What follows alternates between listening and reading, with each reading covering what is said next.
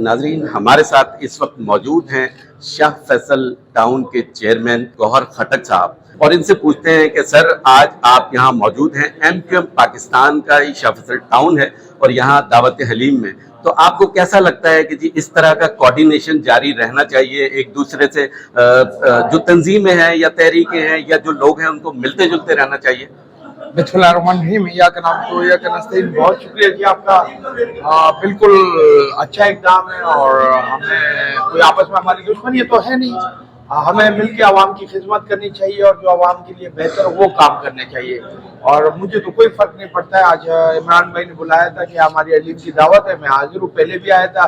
मुझे जो भी पार्टी बुलाती है, जो भी लोग बुलाते हैं, मैं जाता हूँ। और मेन मसला ये है कि सीटें आने जाने वाली है, मिलजुल के हमें कराची की आवाम जो इस वक्त मुश्किलात में, उनके लिए काम करना चाहिए।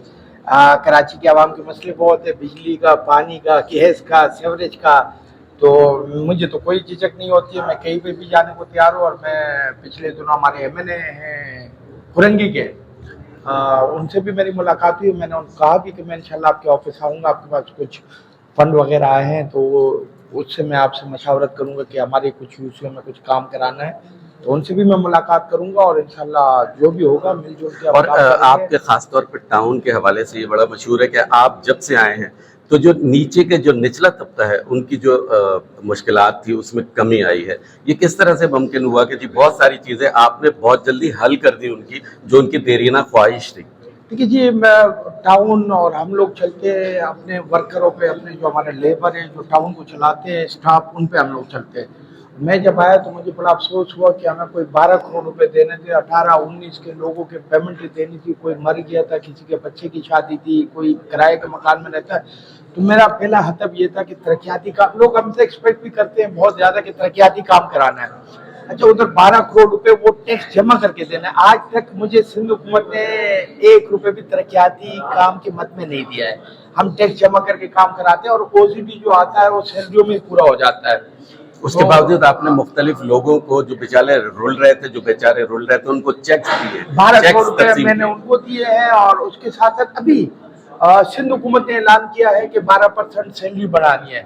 OCD नहीं बढ़ाई है, लेकिन हमें पता है लोग किस तरह मुश्किलात में। तो एक दूसरा महीना है मैं बढ़ा के तनख्वाह दे रहा हूँ टाउन से, जिसपे कम से कम 70-80 लाख रुपए हमें एक्स्ट्रा देने पड़ रहे हैं।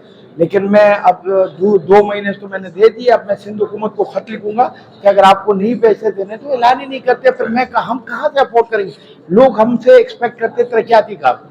अच्छा, उसमें सीवरेज के काम भी हमें करने पड़ते हैं, पानी के काम भी हमें करने पड़ते हैं। और लोगों के जो मसाइल है वो हमारे पास आते हैं, वो समझते कि वजीर आला साहब बैठे हुए, सारा फंड इन्हीं के पास आ रहा है, सारे काम इन्होंने करने हैं। लेकिन उनको ये पता नहीं है कि हमें 1 रुपये भी तरक्याती काम में नहीं मिल रहा है और हम टैक्स जमा करके काम कर रहे हैं। और साथ ही साथ उसमें जो मुलाजमीन रिटायर हो रहे हैं उनको भी हम दे रहे हैं।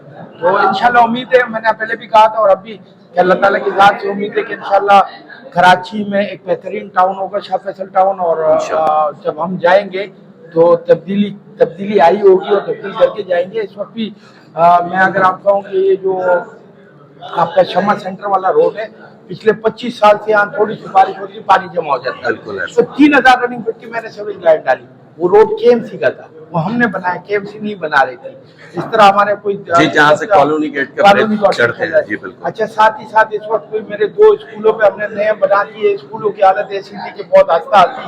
2-3 ग्राउंड बना दिए। इस वक्त 8 से 10 पार्कों पे काम चल रहा है। तो इंशाल्लाह उम्मीद है कि टैक्स जमा करके हम जो हो सकेगा उससे बेहतर